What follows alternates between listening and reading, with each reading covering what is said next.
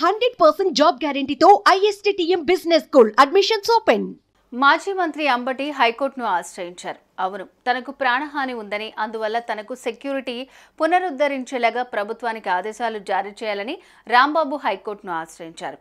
ఈ మేరకు తనకు ఇప్పటివరకు ఉన్న 4+4 గన్మెన్ల భద్రతను ఉపసంహరించడాన్ని సవాల్ చేస్తూ ఆయన హైకోర్టులో పిటిషన్ దాఖలు చేశారు. అంబటి పిటిషన్పై గురువారం న్యాయమూర్తి జస్టిస్ బొప్పన వరాహ లక్ష్మీ నరసింహ చక్రవర్తి విచారణ జరిపారు.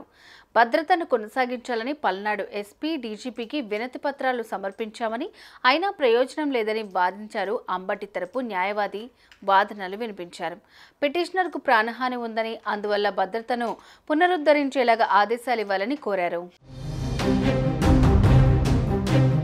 ఈ సమయంలో న్యాయమూర్తి జోక్యం చేసుకుని అంబటి రాంబాబు ప్రస్తుతం ఎక్కడ ఉంటున్నారని ప్రశ్నించారు.